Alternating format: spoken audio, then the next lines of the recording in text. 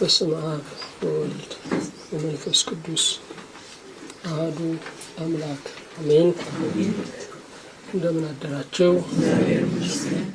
እንደምን ሰነበታችሁ? ምሕረቱ ብዙ የሆነ በቸርነቱ የሰበሰበን እግዚአብሔር ስሙ የተመሰገነ ይሁን።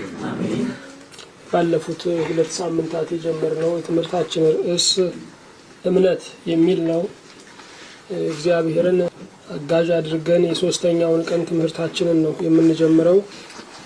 ወደ ትምህርቱ ከመሄዳችን በፊት የቃሉ ባለቤት እግዚአብሔር ስለሆነ የቃሉን ደጅ እንዲከፍትልን፣ ተናጋሪ አንደበትን፣ አስተዋይ ልቡናን እንዲሰጠን ይህንን ቃል በነቢያት በሐዋርያት ያስተማረ ያ ብሩክ መንፈስ ዛሬ ለኛ እንዲተረጉምልን በጸሎት እንሆናለን።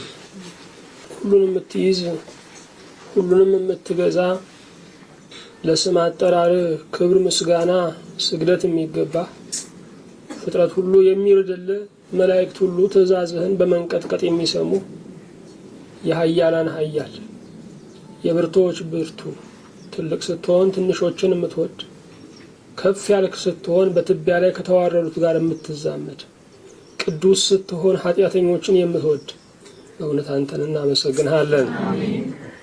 ቸርነህ አንተ ዘመንህ የተቀደሰ ነው፣ ዳርቻም የለህም፣ የጊዜና የቦታ ወሰን የለብህም። እግዚአብሔር አንተ ሁሉን ትችላለህ፣ ተመስገን።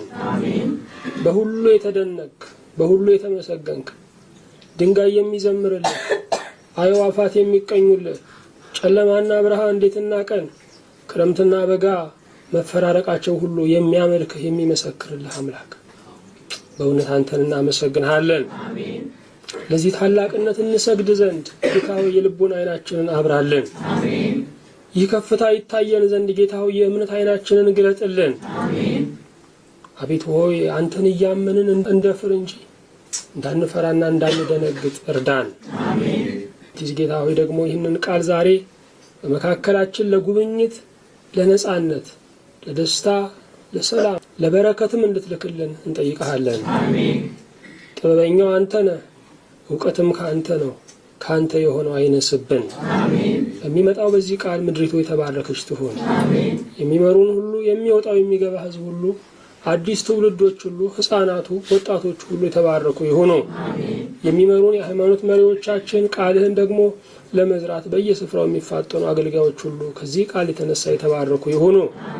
በዚህም ቀን ደግሞ የሚቀርበውን የሰንበት አምልኮ ሁሉ ከሰማይ ሆነ መዓዛው እንደጣፈጠ ዕጣን እንድታሸተው ለምድርም ምሕረትና ይቅርታን እንድትልክ ፊትህን እንድትመልስ እንማልድሃለን። በልጅህ በወዳጅ በኢየሱስ ክርስቶስ በእርሱ ያለ ክብር ጽን ለአንተ ይገባሃል። ከእርሱ ጋራ ከመንፈስ ቅዱስም ጋራ ትክክል የሚሆን ዛሬም ዘወትርም ለዘላለሙ አሜን። እምነት ምንድን ነው ብለን ዛሬም ትርጓሜ ብንሰጥ እምነት እግዚአብሔርን በቃሉ ማየት ነው። እምነት እግዚአብሔርን በቃሉ ማየት ነው። እግዚአብሔር የምንለው ሕሊናችን እግዚአብሔር የሚለው አይደለም። እግዚአብሔር የምንለው ማህበረሰቡ እግዚአብሔር እንዲህ ነው ብሎ የሰጠው ገጽታ አይደለም። እግዚአብሔር የምንለው ባህሎች፣ ተወራራሽ የትውልድ ቅርሶች የሚገልጹት እግዚአብሔር አይደለም። እውነተኛው እግዚአብሔር ራሱን በቃሉ የገለጠው እግዚአብሔር ነው። እውነተኛው እግዚአብሔር ራሱን በቃሉ የገለጠው እግዚአብሔር ነው። ወደ እውነተኛው እግዚአብሔር የምንደርሰው በቃሉ አማካኝነት ነው። ስለዚህ ይሄ አንዱ ቃል እግዚአብሔርን ለማየት መንፈሳዊ መነጽር ነው። ይሄ አንድ ቃል ራሳችንን ለማየት መንፈሳዊ መስታወት ነው። ይሄ አንዱ ቃል እግዚአብሔርን ለማየት መንፈሳዊ ምንድነው? መነጽር ነው። ይሄ አንዱ ቃል ራሳችንን ለማየት መንፈሳዊ መስታወት ነው። በርግጥ በቃሉ ውስጥ የተገለጠው እግዚአብሔር የሆነው በሙሉ አይደለም። እኛ እንድንረዳው ሆኖ በአይምሮአችን ልክ የተመጠነ አብርሆት ነው። እኛ እንድንረዳው ሆኖ በአይምሮአችን ልክ የተመጠነው አብርሆት ነው። አዎ እምነት እግዚአብሔርን ማየት ነው። እምነት እግዚአብሔርን ማየት ነው። እምነት ራሳችንን በእግዚአብሔር ማየትም ነው። ራሳችንን በእግዚአብሔር ካላየነው ራሳችን ተስፋ አስቆራጭ ነው። ራሳችንን በእግዚአብሔር ካላየነው ራሳችን ተስፋ አስቆራጭ ነው። ስለዚህ እምነት እግዚአብሔር የኛ ብቃት እንደሆነ ይነግረናል። እምነት እግዚአብሔር የኛ ብቃት እንደሆነ ይነግረናል። ለዚህ ነው ነብዩ ከአንተ በቀር በጎነት የለኝም በመዝሙር 15 ቁጥር 1 ላይ ከአንተ በቀር ምን የለኝም? በጎነት የለኝም። ያለህን በጎ ነገር ሲተናገር ዳዊት ቢባል አንደኛ እግዚአብሔር፣ ሁለተኛ እግዚአብሔር፣ ሶስተኛ እግዚአብሔር ነው የሚለው። ከአንተ በቀር በጎነት የለኝም። እግዚአብሔር አምላካችን ብቻ ሳይሆን በጎነታችንም ነው። ጌታችን መድኃኒታችን ኢየሱስ ክርስቶስ ወደዚህ ዓለም የመጣው የኛ በደል በሱ ላይ ተቆጥሮ የሱ ጽድቅ በእኛ ላይ እንዲቆጠር ነው። በዚህ ዓለም ላይ የሰዎችን የአይምሮና የሞያ ውጤት የእኔ ማለት ወንጀል ነው። በመንፈሳዊው ዓለም የክርስቶስን ጽድቅ በእምነት የእኔ ማለት ደግሞ ክብረት ነው። ልብ አድርጉ። የሌሎች የኛ መሆን አይችልም ማለት ነው። የእግዚአብሔርን የእኔ የምንልበት ግን ህጋዊ መብት አለን። የሌሎችን የእኔ ስንል ወንጀለኛ እንሆናለን። የእግዚአብሔርን የእኔ ስንል አማንያን እንሆናለን። እግዚአብሔር ይመስገን። እግዚአብሔር ይመስገን። አዎ እምነት እግዚአብሔርን ማየት ነው። ወገኖቼ እግዚአብሔርን ካላያችሁ የምታዩት፣ የምትሰሙት፣ የምታስተውሉት ነገር ያደክማል። እግዚአብሔርን ካላያችሁ የምታዩት፣ የምትሰሙት፣ የምታስተውሉት፣ የምትደርሱበት ምርምር በራሱ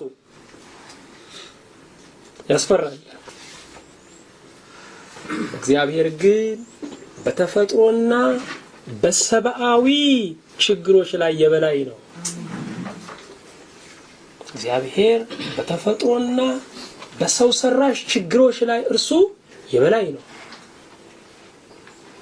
ሐዋርያው ጳውሎስ ወደ ሰማይ ደርሶ ሲመለስ እስከ 3ኛ ሰማይ አይን አይቶ የማይጠግበውን ጆሮ ሰምቶ በአንደበት የማይተነትነው መንፈሳዊውን ዓለም ካየ በኋላ ከዛን ቀን ጀምሮ አንድ ውሳኔ ያደረገ፣ ማንንም ያለ ክርስቶስ ላለማወቅ ራሱንም ጭምር።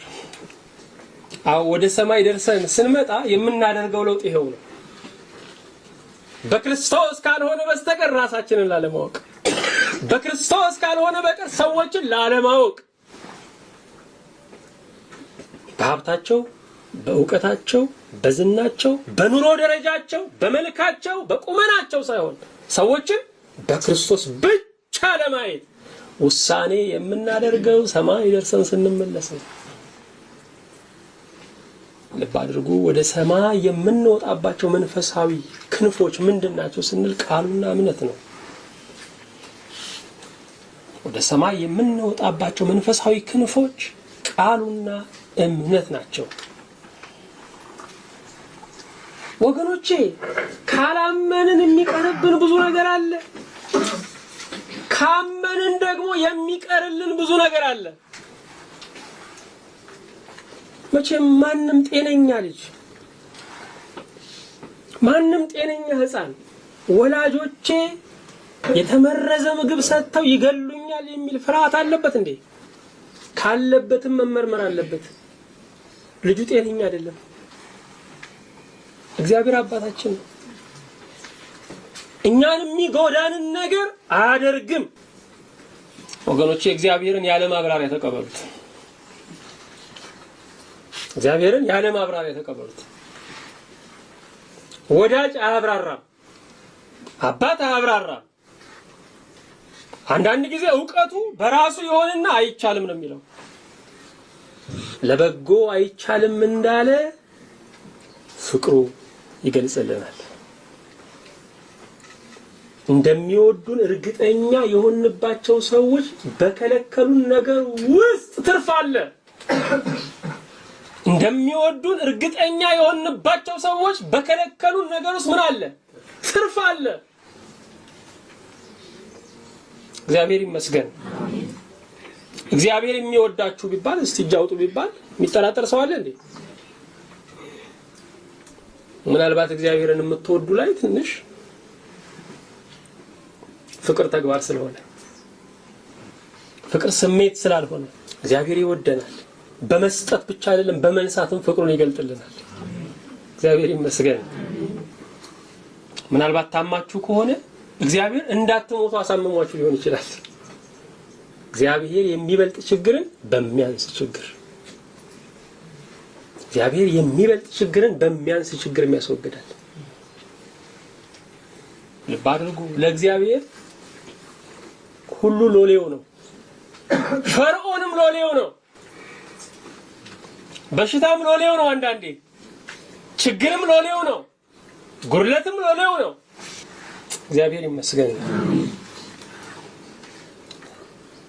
ዛሬ የምናየው የእምነት ሕይወት የሚለውን ነው። ባለፈው ጊዜ የእምነትን አስፈላጊነት አየን። ዛሬ የእምነትን ሕይወት ነው የምናየው። የእምነትን ሕይወት በ5 ክፍሎች ነው ለመግለጽ የሞከርነው። እግዚአብሔር በመጠናችን ሊያጎርሰን የፈለገው የእምነትን ሕይወት በ5 መንገድ ሊገልጥልን ፈልጓል። እንደዋጣችሁ ሲያረጋግጥ ደግሞ እግዚአብሔር ሌላ ይጨምራል። እንደተረዳችሁ ሲያቅ እግዚአብሔር ሌላ ይጨምራል። መንፈሳዊ ዕውቀትና ጥበብን እንኳን የምታገኙት መንፈሳዊ ዕውቀትና ጥበብን ለመመዝገብ ባላችሁ ትጋት መጠን ነው። እግዚአብሔር ለአየሩ አይናገርም። እግዚአብሔር ጭርታን ለመሻር አይናገርም። እግዚአብሔር የሚናገረው ለሕይወት ነው። አንዳንድ የምትሰሟቸው ቃላቶች የዛሬ ምግብ አይደሉም፣ የነገ ስንቅ ናቸው። ስለዚህ ስንቃችሁን ካልመዘገባችሁ እግዚአብሔር እንዴት ይናገራችኋል? እግዚአብሔር ከምትከትቡት ከእያንዳንዱ ከማስታወሻችሁ ክብረት ጀምሮ ይመዝናችኋል።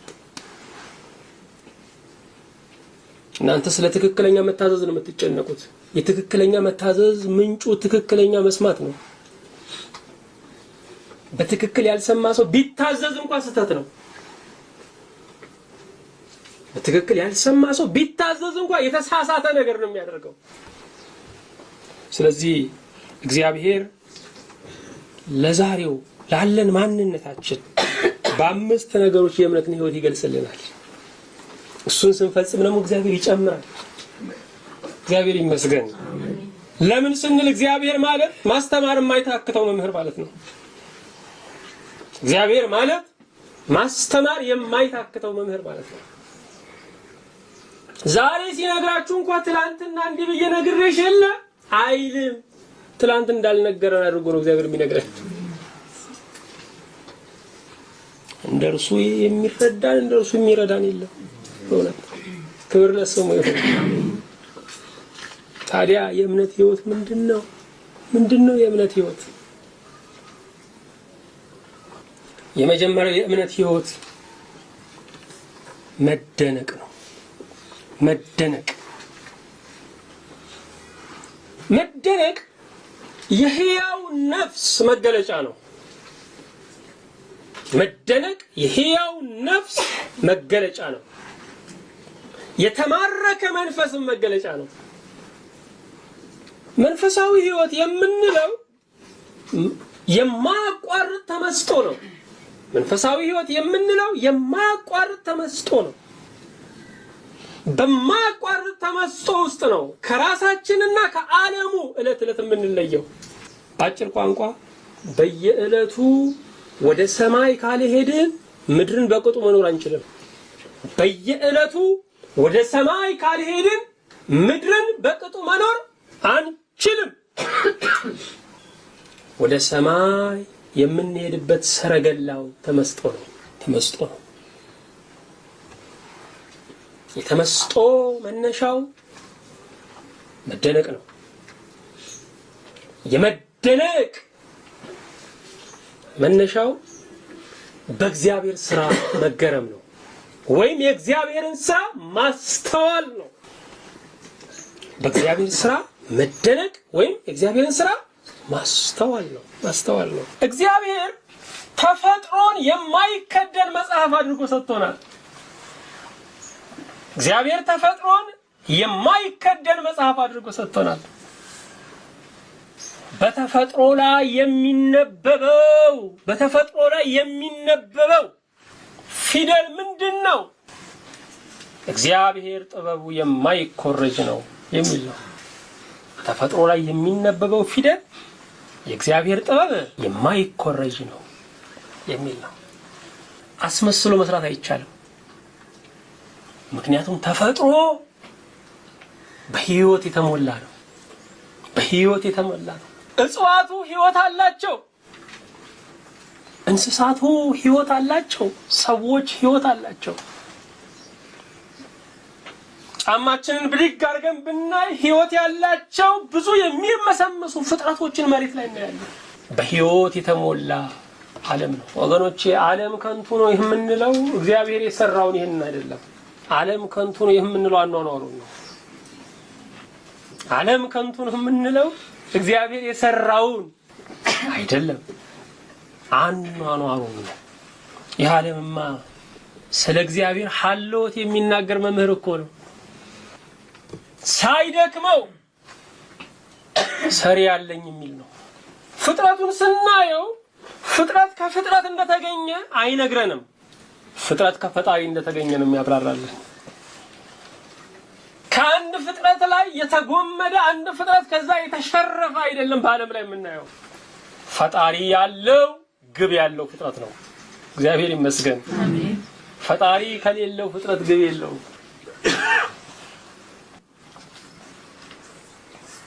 አዋቂዎች ነን የሚሉት ለብዙ ዘመናት የሰው መገኛው ወይም የፍጥረት መገኛው ፍጥረት እንደሆነ ሲያስተነትኑ ኖረዋል። ራሱን እያሳደገ ለዚህ የበቃ አዳጊ ፍጥረት መሆኑንም ነግረውናል። አሁን ደግሞ የሰው መነሻው ሰው ነው እያሉን ነው። ሰው የተገኘው ከሰው ነው እያሉን ነው። ይሄንን የጥንቱም የዘንድሮም ገበሬ ያውቀዋል። ጥበበኞች ነን ሲሉ ደነቆሩ የሚለው ይሄንን ነው። አዎ ባለቤት አለን። ባለቤት ካለን ብቻ ህይወት ዓላማ አላት። ባለቤት ካለን ብቻ ህይወት ግብ አላት። ወገኖቼ እግዚአብሔር ከሌለ ህይወት ሳይክል ናት፣ ዙረት ነው እዚያው። እግዚአብሔር ካለ ብቻ ህይወት ጉዞ አላት፣ ግብ አላት። እግዚአብሔር ከሌለ ድግግሞች ነው ሁሉ ነገር። እንደሌሎቹ እንኖራለን እንሞታለን ነው።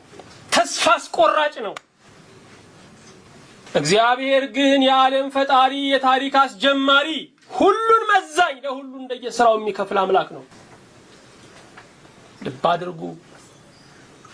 የዓለም ኃያላን መንግስታት ለራሳቸው ነው የሚኖሩት። ከኛ ጋር ምንም አይነት ግንኙነት ላይኖራቸው ይችላል። እግዚአብሔር ግን በኃይሉ ያለው ለኛ ለደካሞች ነው። ስለዚህ ችግሬን ባየው ቁጥር እግዚአብሔርን ሳያርፋለሁ። ምክንያቱም ተፈጥሮዬ እንደ እንስሳት መሬት እያየው እንዲህ አይደለም። በአንድ ጊዜ መሬትን በአንድ ጊዜ ሰማይን እንዳይ ነው። ስንራመድ እንደዛ አይደለም። በአንድ ጊዜ መሬትን በአንድ ጊዜ ሰማይን ነው የምናየው። በአንድ ጊዜ ችግራችንን በአንድ ጊዜ መፍትሄውን እናያለን። እግዚአብሔር ይመስገን። ልብ አድርጉ። እንስሳት ሳያውቁት ያኖራቸዋል። ምክንያቱም እኛ የምንፈልገው የሰላምና የእርካታ ጥማት የለባቸውም። ሳናቀው ግን እኛ መርካት አንችልም። ሳናቀው ማረፍ አንችልም። በማቋረጥ አሰሳ ውስጥ የምንሆነው እግዚአብሔርን እስክናገኝ ነው። እግዚአብሔር ግን ያሰሳ ሁሉ ማብቂያ ነው። የምርምር ሁሉ ዳሩ እግዚአብሔር ነው። መልስ ላጣንላቸው ጥያቄዎች ሁሉ በቃ መልሱ እግዚአብሔር ነው። በዓለም ላይ ያሉ እነኚህ ጠበብቶች አዋቂዎች ስለተፈጥሮ በጣም የሚመራመሩ ከዚህ በኋላ እግዚአብሔር 1000 ዓመት ቢጨምርላቸው ተመርምሮ የማይደረስበት ብዙ ነገር አለ። የፈጠረው ካልተደረሰበት ፈጣሪውማ ባይደረስበት ምን ይደንቃል? ልኩ እኮ ትክክል እኮ ነው። እግዚአብሔር ይመስገን። አዎ ተፈጥሮን ስናይ ወደ ታላቅ ተመስጦ ወደ መንፈሳዊነት እንሄዳለን። ስለዚህ ወገኖቼ ዝም ብላችሁ አትለፉ። ዝም ብላችሁ አትለፉ። በእያንዳንዱ ነገር ውስጥ ያለውን የእግዚአብሔርን ጥበቡን እዩ። በእያንዳንዱ አበባ ውስጥ፣ በእያንዳንዱ ቅጠል ውስጥ አንዱ ቅጠል አንዱን እንዳይጋርደው አድርጎ የሰራውን፣ በዚያ ላይ ደግሞ ያንጠባጠበውን ቀለሙን፣ ይህን እያንዳንዱን ነገር ማየት አለብን። ተፈጥሮ አጠቃላይ መገለጥ ነው። የሚያምነውም የማያምነውም የእግዚአብሔርን ሐልወት የሚረዳበት አጠቃላይ መገለጥ ነው። ተፈጥሮ ምንድነው? አጠቃላይ መገለጥ ነው። የሚያምነውም የማያምነው የእግዚአብሔርን ሐልወት የሚረዳበት ትምህርት ቤት ነው። እግዚአብሔር ከትምህርት ነፃ የሆነ አንድ ትንሽ ፍጡር እንኳን አልፈጠረም። እግዚአብሔር ይመስገን። በዚህ በተፈጥሯችን ላይ የተከናወነው ነገር፣ በዙሪያችን ባለው ዓለም ላይ የተከናወነው ነገር ወገኖቼ፣ አንድን ሰው ያልተማረ አንድ ሰው ደግሞ ምሁር የሚያሰኘው ነገር ምንድነው? አንድን ሰው ዝም ብሎ ነዋሪ፣ አንድን ሰው ፈላስፋ የሚያሰኘው ነገር ምንድነው? አንዱ ባይኑ ያየውን አንዱ በልቡ ማየቱ እኮ ነው። ይሄ እኮ ነው። ያ ነገር እኮ የለውም ወገኖቼ። አንዱን ነገር አንዱ ባይኑ ያየዋል፣ አንዱ በልቡ ያየዋል። አንዱ ባይኑ ያየዋል፣ አንዱ ግን አይቶት አያልፍም፣ ቆም ይላል። ስለዚህ ትልቅ ፈላስፋ ቢፈለግ ክርስቲያን ነው፣ መንፈሳዊ ሰው ነው። አዎ ብዙ ቅዱሳን ከተፈጥሮ ጋር እያወጉ እግዚአብሔርን አምልከዋል። ተፈጥሮ ምንድነው? እግዚአብሔር የሰጠን የነፍስ ምግብ ነው። የነፍስ ምግብ ነው። በዛ ውስጥ ብዙ የምንደነቅባቸው ነገሮች አሉ። በዛ ውስጥ የእግዚአብሔርን ማንነት የምንረዳባቸው ብዙ ትምህርቶች አሉ። እግዚአብሔር ዛሬም ለዓለም ሁሉ በተፈጥሮ ይናገራል። ይሄ ብቻ አይደለም። ተፈጥሮን ስታዩ እግዚአብሔር ለኛ ያለውን ክብር ትረዳላችሁ። ዝም ብላችሁ ተመልከቱ። ከእንስሳት እንኳን ተመልከቱ። ፈረሱን ለሰረገላ፣ የሜዳ አህያውን ደግሞ ለዓይን መገረሚያ፣ በሬውን ደግሞ ለምግብ እግዚአብሔር እንዴት አድርጎ ያደራጀው። ይሄን ሁሉ ስናየው በተፈጥሮ ውስጥ ያለውን የእግዚአብሔርን ክንውን ስናይ እግዚአብሔር ለኛ ያለውን ክብር ነው የምንረዳው። ለኛ ያለውን ክብር። ይሄን ብቻ አይደለም ወገኖቼ፣ መንፈሳዊ ውበትን ጭምር እናያለን። በተፈጥሮ ውስጥ መንፈሳዊ ውበት እናያለን። የእግዚአብሔርን ጠንቃቃነት እናያለን። ውበት ምንድነው? ውበት ሁሉም ነገር ስፍራውን መያዙ ነው። አንድ ሰው ውብ ነው ስንል ስፍራው ስነ ምግባር ነው። ስለዚህ በስፍራው መገኘቱ፣ በጨዋነት መገኘቱ ነው። ተፈጥሮን ስናየው የተዝረከረከ አይደለም። ሁሉም ነገር በቦታው የተቀመጠ። እያንዳንዱ ስልጣኔ ስናየው ከተፈጥሮ የተኮረጀ ነው። እያንዳንዱ ስልጣኔ ከተፈጥሮ የተኮረጀ ነው። ካለ መኖር ወደ መኖር የመጣ ነገር የለም። በሰው ስሪት ውስጥ የነበረውን አጎሉት። ካለ መኖር ወደ መኖር ይህን ዓለም ያመጣው ዘመንን፣ ታሪክን፣ ምድርን፣ ስልጣኔን ሁሉ የመሰረተ እግዚአብሔር ነው። ክብር ለእግዚአብሔር ይሁን። እቺ የምትኖርባትን ምድር እግዚአብሔር ለመመስረት ይሄን ያህል ሰው መሸከም እንድትችል ምን ያህል ቆፍሮ ይሆን የመሰረታት? በቃሉ አጸናት። የቃል መሰረት ነው ያላት። ይህን የምናየውን ሰማይ እግዚአብሔር እንደዚህ እንደ ድባብ እኮ ይዘረጋልን። እንደ ሙሽራ ከእልፍኙ ይወጣል ነው የሚለው እኮ ስለ ሰው ሲናገር። ሙሽራው ከእልፍኙ በሚወጣበት ጊዜ ያለውን እልልታ ሁሉ እስቲ ያስቡት፣ ያለውን ድምቀት እስቲ ያስቡት። ይቺ ምድር በቃ እግዚአብሔር የሙሽራ ቤት አድርጎ ልክ ሲወጣ በድባብ እግዚአብሔር ይቀበለዋል። የሰማይ ድባብ። ሰማዩን ስታዩት ጥላ እኮ ነው። አይናችሁ በሚያየው ልክ ተከድኗል። ጥላው ዝርግት ብሏል። በጣም ከነጣ ደግሞ እንዳያዞረን ከጠቆረም እንዳያስፈራን እግዚአብሔር ሰማያዊ አድርጎ ቀብቶታል። አናየውም እንጂ በእያንዳንዱ ደቂቃ ደግሞ እግዚአብሔር የደመና ትርኢት ይሰራል በሰማይ ላይ። ልዩ ትዕይንት ነው ያለው። ቀኑም ያስደንቃል፣ ማታውም ያስደንቃል። ግን በልቡ ለሚያይ ሰው ነው። ልብ አድርጉ። እግዚአብሔር ቅዱሳንን በዘመናት ሁሉ ያስተማረው 4 በ4 ቤት ውስጥ አስቀምጦ አይደለም። ሰፊውን ዓለም የመማሪያ ክፍል አድርጎ ነው።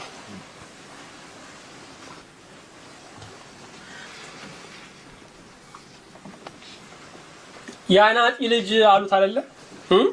ኢየሱስና ያናቂ ልጅ አሉት። ታዲያ ሶርያዊው ቅዱስ ኤፍሬም እንዶ ያናቂ ልጅ ማለታቸው ስልክ ነው፣ የዮሴፍ አይደለም። ዓለምን ያለ መዶሻ ያነጠው የአብ ልጅ ነው። ልክ ነው፣ ያናቂ ልጅ ነው እኮ እንዳሉት እንዳሰቡት፣ ግን የዮሴፍ ልጅ አይደለም። ዓለምን ያለ መዶሻ ያነጠው የጥበበኛው የአብ ልጅ ነው። ወደ ኋላ እንመጣለን ወገኖች። እግዚአብሔር የመጨረሻውን ትምህርት የሚሰጠው በሰራው ስራው ላይ ተመርኩዞ ነው። አራተኛ ተፈጥሮን ስናይ የማይታየውን ባህሪ እናያለን። ሮሜ 1:20 ስታነቡ ይህን ምትረዱ የማይታየው የእግዚአብሔር ባህሪ በሚታየው ፍጥረት ላይ ተገልጿል። ነው የሀገራችን ሊቃውንቶች ምን ይላሉ? እግዚአብሔር ለፍጥረቱ በፍጥረቱ ይታወቃል። ተደንቃችሁ እግዚአብሔር በፍጥረቱ ለፍጥረቱ ይታወቃል በማለት በአጭር ቋንቋ ነው የሚገልጹት። አው በተፈጥሮ ውስጥ የማይታየው እግዚአብሔር ባህሪ አለ። ደጋግመን እንደገለጽነው የሚታየው ዓለም መሰረቱ የማይታየው እግዚአብሔር ነው። የሚታዩት ፎቆች እንኳን መሰረታቸው የማይታየው የሰው ሕሊና ነው፣ የሰው አእምሮ ነው። ስለዚህ የሚታየው ነገር መሰረት የማይታየው ነው። አሁንም በተፈጥሮ ውስጥ ኃይሉን እናያለን። ይህንን የሚያህል የውቅያኖስ መጠን ያስቀመጠ ኃይሉ፣ እነዚህን የሚያህሉ ግዙፍ ተራሮች ከሚዛን በላይ የሆኑ ተራሮችን ያስቀመጠ ኃይሉ፣ ግዙፍ ፕላኔቶችን ያስቀመጠ ኃይሉን፣ ግዙፍ ከዋክብቶችን ያስቀመጠ ኃይሉን በተፈጥሮ ውስጥ እናያለን።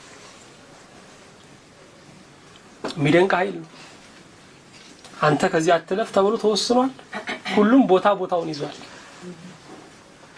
ትንሽም እንዳንራራ ትንሽም እንዳንቀራረብ እግዚአብሔር ሜትሩን ሁሉ ለክቶታል። በእኛና በፀሐይ መካከል ያለው ልኩን እግዚአብሔር ለክቶታል። ትንሽም እልፍ ካልን ትንሽም ከቀረብን ችግሮች አሉ። እግዚአብሔር ግን ይሄን ሁሉ በጥበብ አከናውኖታል። ክብር ለስሙ ይሁን። ይሄ ብቻ አይደለም። 6ኛ አሁንም በተፈጥሮ ውስጥ ጥበቡን እናያለን። እግዚአብሔር በተፈጥሮ ውስጥ ጥበቡን የገለጠው በሰው ብቻ አይደለም፣ በእያንዳንዱ ፍጥረት ላይ ጥበቡን ገልጿል። ይሄ ብቻ እንዳይመስላችሁ፣ እያንዳንዱ ፍጥረት ደግሞ ለሚኖርበት ዓለም አስተዋጽኦ እንዲያደርግ አድርጎ ነው የፈጠረው። ስለዚህ ይህችን ዓለም ግዙፏን ዓለም ለማቆየት እያንዳንዱ እንስሳ፣ እያንዳንዱ ብናኝ፣ እያንዳንዱ ትል አስተዋጽኦ ያደርጋል። ያለ ምክንያት የተበጀ አንድም ነገር የለም። ምክንያቱ ካልገባን በቀር ያለ ምክንያት የተበጀ አንድም ነገር የለም። ምን አይነት ጥበበኛ አምላክ ነው! እግዚአብሔር ይመስገን። እኛ ታምራትን በጣም የተራብን ሰዎች ነን። ታምር ነው የምንለው። እያንዳንዱ ነገር እኮ ታምር ነው። እህል ተዘርቶ እስኪታጨድ እኮ ታምር ነው ወገኖች።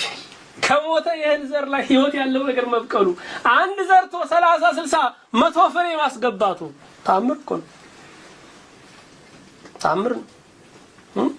ትንሣኤ እኮ እየተከናወነ ያለ። ተኝተን መንቃታችን ተአምር አይደለም? ወጥቶ መግባት ሁሉ ተአምር ነው። የሚወጣው ፀሐይ፣ የተመጣጠነው አየር ሁሉ ተአምር ነው። ተአምር ነው። ፀሐዩ የሚወጣው በፓርላማ ውሳኔ ቢሆንስ ኖሮ ወገኖች ተቃዋሚዎች ፈቃደኛ ስላልሆኑ ተብሎ ወይ ደግሞ ገዢው ፓርቲ እየተባለ ስንት ቀን ፀሐይ ይጠፋ ነበር። እግዚአብሔር ህይወትን የሚመለከት ነገር በእጁ አደረገው። ለህይወት የሚጠነቀቅ እሱ ስለሆነ ወገኖች ያለ ቆጣሪ የምንምገው አየር ያጠራቸው ሰዎች በየሆስፒታሉ አየር ይሰካላቸዋል። ምን ያህል ነው ወጪው? ምን ያህል ይሆናል ወጪው? እንደ በሳምንት ስንት ይወጣል ብለን እንገምት። ተሰክቶለት የሚያውቅ ሰው የለም።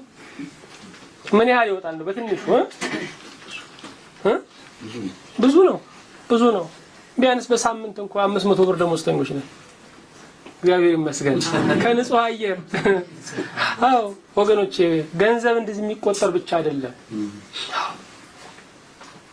ልናውጣው የነበረ ከቀረልን እሱም ደሞዝ ነው።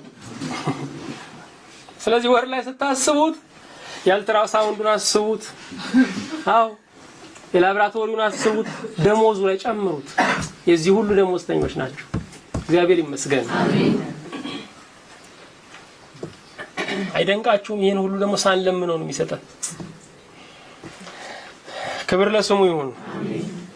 ፀሐይ እንድትወጣ ትጉና ጸልዩ ይባል ኖሮ ስንት ሰው ነው የሚጸልየው? ስንት ዘመን ጨለማ ይሆን ነበር። ምክንያቱም እኛ ለራሳችን ጭምር ምቀኞች ስለሆነ። እግዚአብሔር ጥበበኛ ነው። ዓለሙን ስታዩት ተፈጥሮ ለራሱ የተለቀቀ ዓለም አይደለም። ዕለታዊ አስተዳዳሪ ያለው ዓለም ነው። ዕለታዊ አስተዳዳሪ ያለው ዓለም ነው። አንድ ሰዓት ሰሪ ይላሉ። ሰዓቱን ከሞላ በኋላ በቃ ይለቃታል። ከዛ በኋላ ከሰሪው ጋር ግንኙነት የላትም። ጃፓን ተሰርታ ኢትዮጵያ ነው የምትኖረው ሰዓቷ። እግዚአብሔርም ዓለምን እንደዚህ ለቆታልና እንደፈለግን መሆን እንችላለን የሚሉ ሰዎች አሉ። እኛ ግን ዕለት ዕለት ከእግዚአብሔር ጋር የአየር ያህል ግንኙነት አለን። ዕለት ዕለት ለኛ የተተወ ዓለም አይደለም። እኛ የምናከናውነው ድርሻ በጣም ጥቂት ነው። እሱም ደግሞ ሰራን ብለን ደስ እንዲለን ነው። ብዙውን ድርሻ እሱ ወስዶታል። እግዚአብሔር ይመስገን። ስለዚህ በተፈጠረው ዓለም ላይ ያለን ድርሻ በጣም ትንሽ ነው። ዛሬም እግዚአብሔር ሰራተኛ ነው። ክብር ለስሙ ይሁን። አሜን። እግዚአብሔር ፍጥረታትን በ6ኛው ቀን ፈጥሮ በ7ኛው ቀን አረፈ እያሉ ሲተረጉሙ አጼ ቴዎድሮስ ይሰማሉ። አቋረጡና ቄሱን ዛሬስ ምን እየሰራ ነው አላቸው። ዝም አሉ። መልሱልኝ፣ ማንም ሊመልሳል እንጃ ጃንሆይ እንጃ አሉ ሁሉ። አው በ6 ቀን እግዚአብሔር ፍጥረታትን ሁሉ ፈጠረ። ዛሬ ደግሞ የፈጠረውን ፍጥረት ተሸክሟል አሉ። የዛሬ ስራው የኛን አመል መሸከም ነው፣ የኛን ፍላጎት መሸከም ነው። እግዚአብሔር ይመስገን። 7 ቢሊዮን ህዝብን እንደ አንድ ሰው ሲመግብ የማይሰለቸው እኛ ትንሽ እንግዳ ጨመር ቢኖር እንኳን ይሰለቸናል። ማቅረብ የማይሰለቸው መስጠት የማይሰለቸው። ክብር ለስሙ ይሁን። አሜን። ከየትኛው ኩሽና ነው ይሄን ሁሉ ህዝብ የሚመገበው? ከየትኛው ማዕድ ቤት ነው? እንዴት ያለ ጥበበኛ ነው! መኖርን ሳስብ እጅግ ደስ የሚለኝ የአንድ አምላክ ብቻ ጥገኛ ስለሆንኩኝ ነው። እሱ ደግሞ ከበደኝ ብሎ ለማንም አይጽፍልኝ። የአንድ አምላክ ጥገኞች ነው። መሬት እንደተሸከመች ነው የምናስበው አይደለ? መሬት እንደተሸከማት የእግዚአብሔር እጅ ነው። የተሸከመንን የተሸከመ እጅ አለ። ክብር ለስሙ ይሁን። ጥበቡን በተፈጥሮ ውስጥ እናያለን። ይሄ ብቻ አይደለም። 7ኛ የምናየው የማያልፈውን ዓለም እናያለን። የሚያልፈውን ዓለም እንደዚህ ካስዋበው የማያልፈውማ እንድንል እኮ ነው። የሚያልፈውን ዓለም እንደዚህ ከተጨነቀለት፣ እንደዚህ ከተጠበበበት፣ እንደዚህ ይሄንን ሁሉ ማዕለ ነዋይ ካፈሰሰበት የማይታየው ዓለምማ እንድንል እኮ ነው ወገኖቼ። የሚፈርሰው እንደዚህ ከተሰራ የማይፈርሰውማ በእውነት ቃላት አይገልጸው። እግዚአብሔር ይመስገን። አዎ ወደ መደነቅ እንድንመጣ የእግዚአብሔርን ስራ ዕለት ዕለት ማስተዋል አለብን። በተፈጥሮ ላይ በታሪካችን ላይ የሰራው ላንብብላችሁ እስቲ ጥቅሶች፣ ማህተሙ የእግዚአብሔር ቃል ስለሆነ በመዝሙር 18 ቁጥር 1 ላይ ሰማያት የእግዚአብሔርን ክብር ይናገራሉ፣ የሰማይም ጠፈር የእጁን ስራ ያወራል። ክብር ምንድነው? ክብር ምንድነው? ለአንድ ታላቅነት የምንሰጠው ምላሽ ነው። ለአንድ ታላቅነት የምንሰጠው ምላሽ እሱ ምን ይባላል? ክብር ይባላል። ሰማያት የእግዚአብሔርን ክብር ይናገራሉ ሲባል ለታላቅነቱ ያዜማሉ ማለታችን ነው። ምላሽ ይሰጣሉ ማለታችን ነው። አንተ ታላቅ ነህ፣ ታላቅ መባል ይገባል። በምድር ያሉ ሁሉ ሰማይ ትልቅ ነው ይሉኛል፣ ከኔ ይልቅ ትልቅ ግን አንተ ነህ ይለዋል ሰማይ። እግዚአብሔር ይመስገን። እኛ ሰማይን ስናደንቅ ሰማይ ደግሞ የላይኛው ያደንቃል። እግዚአብሔር ግን የታላቅነት ጉልላት ነው። የታላቅነት ጉልላት፣ የጥበብ ድንበር እግዚአብሔር ነው። እግዚአብሔር ይመስገን። ሰማያት የእግዚአብሔርን ክብር ይናገራሉ፣ የሰማይም ጠፈር የእጁን ስራ ያወራል። ቀን ለቀን ነገርን ታወጣለች፣ ሌሊትም ለሌሊት ዕውቀትን ትናገራለች። ሌትና ቀኑ ስለሱ ያብራራል ነው እኮ። ነገር የለም መናገርም የለም፣ ድምጻቸውም አይሰማም። አይደንቃችሁ? ያለ ድምጽ መናገር። ተፈጥሮ ያለ ድምጽ ስለ እግዚአብሔር ይናገራል። ድምጻቸው ወደ ምድር ሁሉ፣ ቃላቸውም እስከ ዓለም ዳርቻ ወጣ። እግዚአብሔር ይመስገን። አሜን። በኢዮብ 38 ኢዮብ 38 ከኢዮብ 38 እስከ ኢዮብ መጽሐፈ ኢዮብ 41 ድረስ ምናገኘው ነገር አለ። ኢዮብ ፈተና ደረሰበት። የኢዮብ ፈተና ደግሞ ብዙዎችን ፈላስፋ አደረገ። አንዳንዴ ችግራችን ሰዎችን ምሁራን ያደርጋቸዋል። ግን የምሁርነቱ የመጨረሻ ጭብጥ ሐሳብ የማይጨበጥ ነው። ትክክል አይደለም። ትክክል አይደለም። ከአንዳንድ ንግግር አንዳንድ ዝምታ መንፈሳዊነት ነው። ወገኖቼ ቃላት ስለተገጣጠሙልን ባንናገር ጥሩ ነው። እግዚአብሔር ካቀበለን እንናገር። ንግግር ከንግግር ችሎታ የሚወጣ አይደለም ወገኖቼ። ንግግር ከእግዚአብሔር በማድመጥ ሲሆን ነው የተዋበ የሚሆነው። ስለዚህ እነኚህ የኢዮብ ጓደኞች በኢዮብ መከራ ጠበብት ሆኑ፣ ፈላስፎች ሆኑ። ስለዚህ መከራውን ቤተ ሙከራ ውስጥ አስገቡና ትንታኔ መስጠት ጀመሩ፣ መተንተን ጀመሩ። ኢዮብም ሲል እሱም ኃይለ ቃል መናገር ጀመረ። ወገኖቼ ሰውን እግዚአብሔር በሰጠው ጉድለት ላይ ስንነቅፈው በፈጣሪው ላይ በጠላትነት እናነሳሳዋለን። ሰውን እግዚአብሔር በሰጠው ጉድለት ላይ ስንነቅፈው በፈጣሪው ላይ በጠላትነት እናነሳሳዋለን። በጣም ጠንቃቃ መሆን አለብን። የኢዮብ ጓደኞች የበደሉት እግዚአብሔርን ነው። ምክንያቱም ኢዮብን በፈጣሪው ላይ እንዲነሳ አድርገውታል። ለምን ጌታዬ እንዲል አድርገውታል፣ እንዲመረር አድርገውታል፣ እንዲያዝን አድርገውታል። ስለዚህ እግዚአብሔር አዝኖባል። እንደውም ወደ መጨረሻው ስትሄዱ ኢዮብ ይቅር ሲላችሁ ነው ይቅር እምላችሁ አላቸው። እግዚአብሔር ይቅር አልላችሁም ማለት የጻድቁን ልብ ሰብረዋል፣ እግዚአብሔርን ደግሞ አሳዝነውታል። ስለዚህ ወገኖቼ ሁሉን ነገር የማወቅ ግዴታ የለብንም። ባልገባን ነገር መተው ጥሩ ነው። በሰው ታሪክ ላይ፣ በሰው ጉድለት ላይ፣ በሰው ችግር ላይ ባልገባን ነገር እንተው። ያንን ባለማወቃችን መሀይም አይደለንም። ያንን ዝም በማለታችን ግን የእግዚአብሔርን ጊዜ እየጠበቀን ነው። እግዚአብሔር ይመስገን። ታዲያ እግዚአብሔር ሁሉም ሲናገር 37 ምዕራፍ ዝም አላቸው። በ3 ምዕራፍ ግን እግዚአብሔር ቋጨው ጉዳዩ። እግዚአብሔር ጉዳዩን ያብራራው ተፈጥሮን ፊደል በማድረግ ነው። ጥቂት ላንብብላችሁ። እግዚአብሔርም በአውሎ ነፋሱ ውስጥ ሆኖ ለኢዮብ መለሰ፣ እንዲህም አለ፣ ያለ ዕውቀትም በሚነገር ቃል ምክርን የሚያጨልም ይህ ማን ነው? እንግዲህ እንደ ሰው ወገብህን ታጠቅ፣ እጠይቅሃለሁ፣ አንተም ተናገረኝ። ምድርን በመሰረቱ ጊዜ አንተ ወዴት ነበርክ? ታስተውል እንደሆነ ተናገር። ብታውቅስ መስፈሪያዋን የወሰነ በላይዋስ የመለኪያ ገመድ የዘረጋ ማን ነው? አጥቢያ ኮከቦች በአንድነት ሲዘምሩ የእግዚአብሔር ልጆችም ሁሉ እልል ሲሉ መሰረቶቿ በምን ላይ ተተክለው ነበር? የማዕዘኗስ ድንጋይ ያቆመው ማን ነው? ተናገር አለው እግዚአብሔር።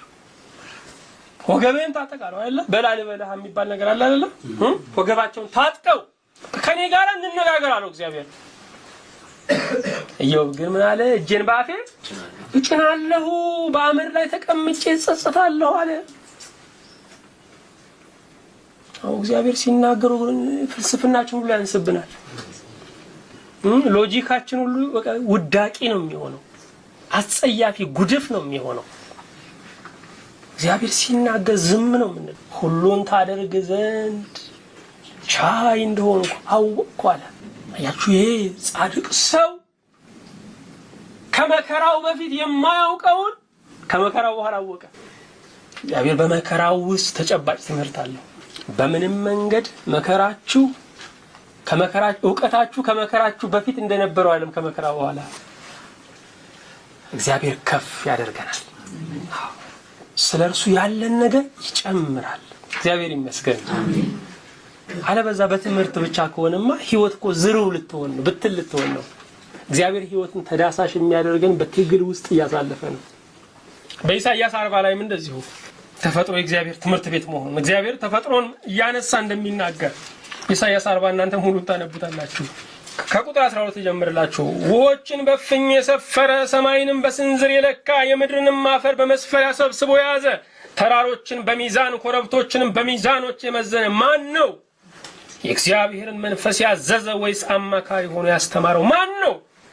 ወይስ ከማን ጋር ተመካከረ? ወይስ ማን መከረው? የፍርድንም መንገድ ማን አስተማረው? እውቀትንስ ማን አስተማረው? የማስተዋልንስ መንገድ ማን አሳየው? እነሆ አሕዛብ በገንቦ እንዳለች ጠብታ ናቸው። አሕዛብ ማለት እኛ ብዙ ጊዜ የማያምኑ ነው የምንተረጉመው አይደለም። የማያምኑትን አረማውያን ብንል ነው የሚሻለው። አሕዛብ ህዝቦች አሕዛብ በገንቦ እንዳለች ጠብታ ናቸው። በአንድ ገንቦ ውስጥ ያለች ትንሽዬ ጠብታ፣ ጠብ የምትል 7 ቢሊዮን ህዝብ ጠብታ ነው። አንድ ጠብታ ጋኑን ይሞላዋል፣ ገንቦውን ይሞላዋል። በሚዛንም እንዳለ እንደ ትንሽ ትቢያ ተቆጥረዋል። እነሆ ደሴቶችን እንደ ቀላል ነገር ያነሳል። ወገኖቼ እግዚአብሔር ትልቅ ነው፣ ትልቅ ነው። ይህንን ባሰብን ጊዜ እንመሰጣለን፣ ከተመሰጥን እናመልካለን። ይኸው ነው። አምልኮ የሌለበት ተመስጦ ጥቅም የለውም። የተመስጦ ዓላማ በውስጣችን ያለውን እምቅ ኃይል ለማውጣት አይደለም። ምንም የለም፣ እምቅ ድካም ነው ያለን እኛ። የተመስጦ ዓላማ በእግዚአብሔር ሕልውና ውስጥ ለማደር ነው። ተመስጦ ዓላማ የእግዚአብሔርን መገኘት በኑሯችን ላይ እውን ለማድረግ ነው። ተመስጦ ዓላማ በእግዚአብሔር ሕልውና ውስጥ ለመጠለል ለማደር ነው።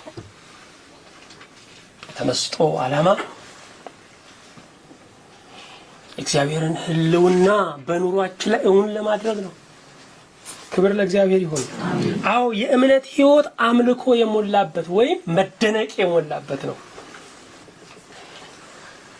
የሁሉም ነገር ማሰሪያው አምልኮ ነው። ኢዮብ በመጨረሻ አመለከ። አንተ ትልቅ ነህ አለ። መስዋዕት አቀረበ፣ አከበረው፣ ይቅር በለኝ አለው። ስናገረው ትክክል ነበርኩኝ፣ አንተ ስትናገር ግን ትክክል አይደለሁኝም። አዎ ስንናገሩ ትክክል ነን ብዙ ጊዜ፣ እግዚአብሔር ግን መልስ ሲሰጥበት ትክክል አይደለም። ቃላችን ሁሉ በቃ ዝም ብሎ ከንቱ የሆነ የእምነት ህይወት ሁለተኛውን ገልጬ ነው ለዛሬ የምንፈጽመው። ክብሩ ለእግዚአብሔር ይሁን። ለእግዚአብሔር ፈቃድ ክብር የሚሰጥ ነው የእምነት ህይወት። ለእግዚአብሔር ፈቃድ ክብር የሚሰጥ ነው። ማድረግ ስላልቻልን ዝም ያልንበት ነገር የእግዚአብሔርን ፈቃድ መቀበል አይደለም። እስረኛ መውጣት ስላልቻለ እኮ ታስሯል እና የእስረኛው መገዛት ትክክለኛ መገዛት ነው። ፈቃድ እያለን ፈቃዳችንን ለሱ መሰዋት፣ የሚጎዳንን ብቻ አይደለም የሚጠቅመንን ጭምር ለሱ መተው። የሚጎዳቸውንማ እነ ሆድ አምላኩም በደንብ አድርገው የሚተውት። ብዙ ዘመን መኖር የሚፈልጉ ሰዎች አሉ፣ ጠንቃቆች አሉ። እነሱ ጎበዞች ናቸው። የሚጎዳቸውን ነገር በፍጹም ተጠንቅቀው ነው። ከመጠጡ ተጠንቅቀው ነው። ከምግቡ ተጠንቅቀው ነው። ከኮሌስትሮሉ ተጠንቅቀው ነው። ከእያንዳንዷን ነገር ተጠንቅቀው ነው። የሚጎዳንን ነገር ለመተው ብልጠትም ሊረዳ ይችላል። የሚጠቅመንን ጭምር መሰዋት ወገኖቼ፣ የሚጠቅመንን ጭምር መሰዋት። ምንድነው ፈቃደ እግዚአብሔር? ምንድነው ፈቃደ እግዚአብሔር? እግዚአብሔርን ለምን ሳይሉ መከተል። ይሄ ነው የእግዚአብሔር ፈቃድ ወገኖች። እግዚአብሔርን ለምን ሳይሉ መከተል ማለት የእግዚአብሔር ፈቃድ ይሄ ነው። የትኛው መንጋ ነው? ከብቶቹ የትኛው ከብት ነው? እረኛውን አቁሞ ዛሬ የምንሄድበትን ካልነገ አንወጣም ወገኖቼ። መረጃ ሳይቀበሉ በየለቱ ይወጣሉ፣ በየለቱ መልካም ነገር ያገኛሉ። እረኛ እንኳን ያመኑትን አይጥልም፣ ያውም ይሞትላቸዋል። እግዚአብሔር ዝርዝር መረጃ እንዲሰጠን ለምን ነው የምንፈልገው? እሱ እግዚአብሔር ነው። ለኛ የማስረዳት ግዴታ የለበትም። ማርና ወተት የምታፈሰውን ምድር ታወርሳችኋለሁ።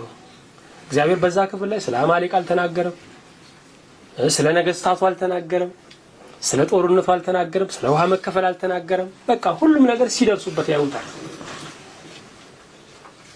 ስለ ውሃ ተናግሮ ቢሆንስ ኖሮ የእስራኤል ሽማግሌዎች ይሰበሰባሉ፣ መርከብን ስራ ለማንኛው ይመጣል አይደል? ደግሞ ልክ እንደኔ ያሉ ሰዎች ደግሞ ይነሱና ደግሞ የውሃ አዙሪት ያለብን ሰዎች አለን ይችላሉ። ሲደርሱ ብዙ ነገሮች አይነገረንም፣ ስንደርስ እናውቀዋለን። ስለማይጠቅመን ነው እግዚአብሔር የማይነግረን። ምስጢሩ ለአምላካችን ለእግዚአብሔር ነው የተገለጠው፣ ግን ለኛና ለልጆቻችን ነው የሚል ቃል አለ አይደል? ዘዳግም 29:29 የሚያዙ ስልክ ቁጥሮች ተደጋጋሚ ናቸው አይደል? የሚያዝ ስልክ ቁጥር ነው በቃ ይሄ። እግዚአብሔር ትንሽ ብልጭ ያደረገው ለኛና ለልጆቹ ነው፣ በቃ ለህዝቡ ነው ብልጭ አድርጓል። ትልቁ ምስጢሩ ግን ያለው ማን ጋር ነው? እሱ ጋር ነው በቃ። ለምን ያንን እንዳደረገ ለምን ያንን እንዳላደረገ ምስጢሩ እሱ ጋር ነው ያለው። ብልጭ አለው ግን ለኛ ነው። ስለ እግዚአብሔር የምንረዳው ስለ ፈቃዱ የምንረዳው ወገኖች የምጣድ ፍንጣሪ ያለው። ስለዚህ አንድ ቁርጥ ነገር ልንገራችሁ፣ እግዚአብሔርን እመኑትና የፈለጋችሁት እግዚአብሔርን እመኑትና የወደደውን ያርግባችሁ። እመኑትና ከፈለገ ይግደላችሁ አያረገውም እንጂ እመኑትና ቢፈልግ ሲኦልም ያወርዳችሁ። የሚሰራውን ሁኔታ ያላችሁ እግዚአብሔር ይመስገን። አሜን።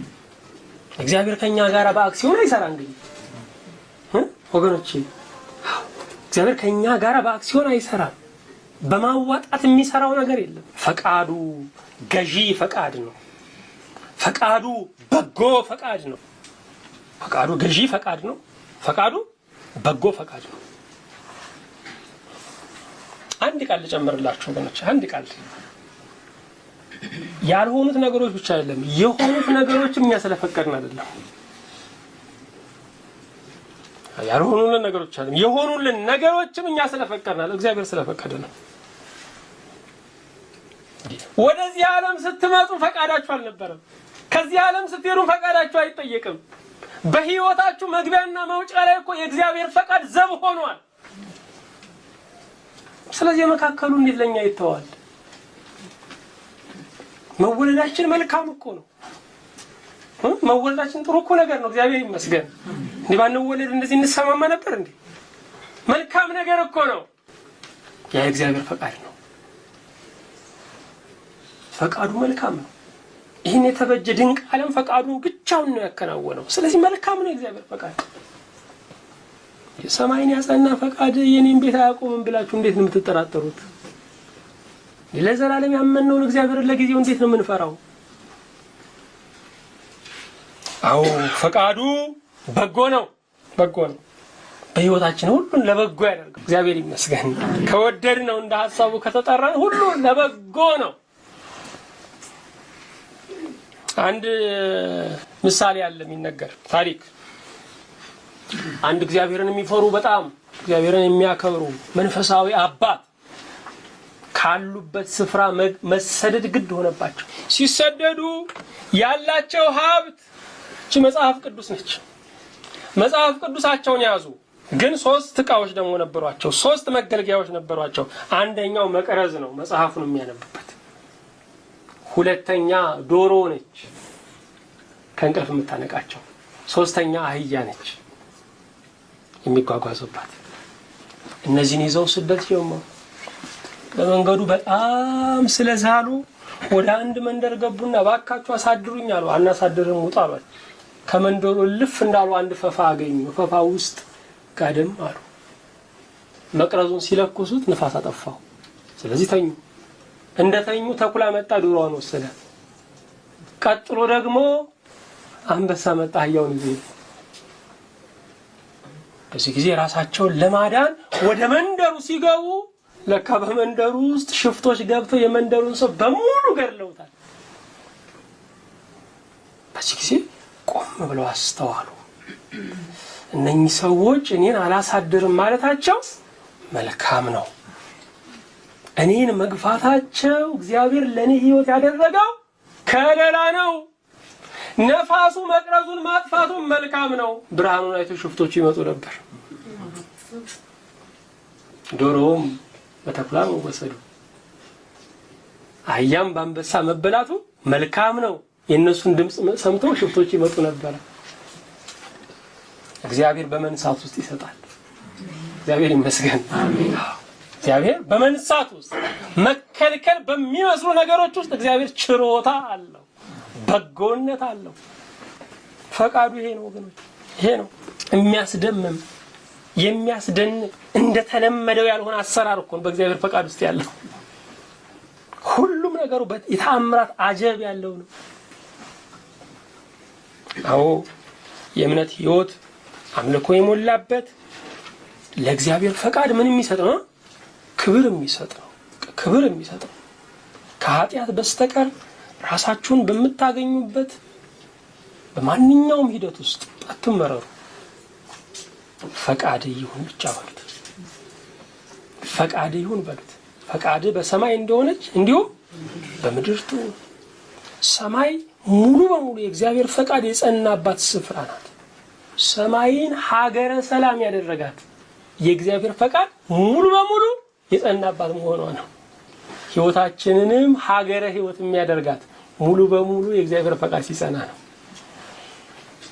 የሚበጠብጠን የኛው ሐሳብ ነው።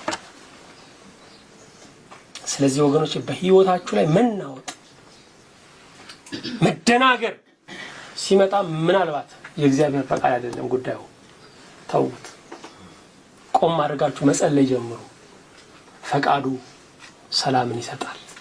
ፈቃዱ መረጋጋትን ይሰጣል። እግዚአብሔር ይመስገን። ካልተረጋጋችሁ የምትጨብጡት ነገር የምትጥሉት ነገር ነው። ሳትረጋጉ የምትጨብጡት ነገር የምትጥሉት ነገር ነው። የእናንተ አይሆንም። የእግዚአብሔር ፈቃድ ሰላም አለው። ክብር ለእግዚአብሔር ይሁን። ሳምንት እንቀጥላለን። ቀሪዎቹን 3ቱን የእምነት ሕይወት መገለጫዎችን እናያለን። ክብሩ ለአምላካችን ለእግዚአብሔር ይሁን። እግዚአብሔር ይባርካችሁ።